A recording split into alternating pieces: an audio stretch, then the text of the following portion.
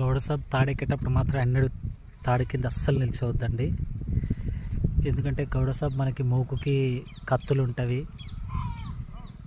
అవి గీసేటప్పుడు కానీ దిగేటప్పుడు ఎక్కేటప్పుడు ఆ మూకు నుంచి కత్తులు వెనక పెట్టేటప్పుడు పొరపాటున అందులో నుంచి జారిపడ్డ కింద పడే అవకాశం ఉంటుంది, మీద పడే అవకాశం ఉంటుంది.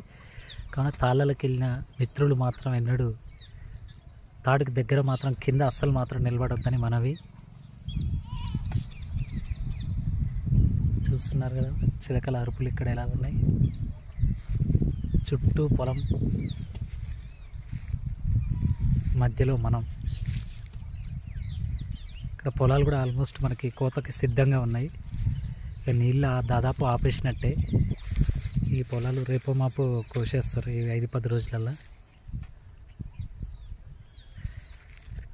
అన్న అయితే దిగిండు తాడు, చూద్దాం ఎంత కళ్ళు అవుతుందో.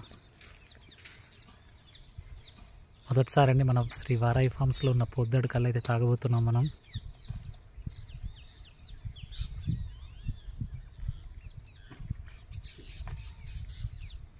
ఎంతైనా ఒక చిన్న ఎగ్జైట్మెంట్ ఉంటుంది. మన ఇంట్లో మన చేతులతోని మన పొలంలో మన ఇంట్లో పండించుకున్న కూరగాయలు కానీ పండ్లు కానీ ఆ టేస్టే వేరే ఉంటుంది. అట్లాగే మన పొలంలో తాడు తాగుతున్నా కూడా కళ్ళు ఆ ఎగ్జైట్మెంటే వేరే ఉంటుంది.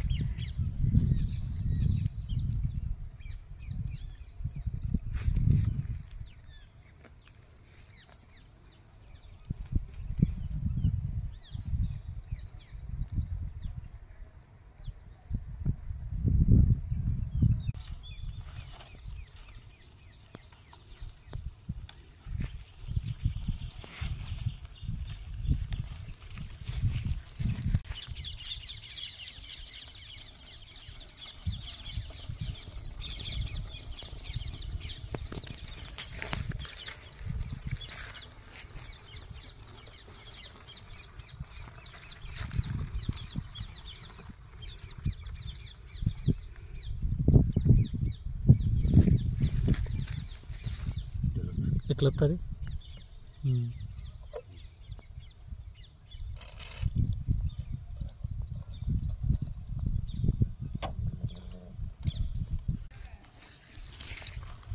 మనకైతే ఇప్పుడు సుమారు 4 సీసాల కళ్ళు అయితే తీసుకున్నాం. చూద్దాం ఎలా ఉంటుందో టేస్టీగా.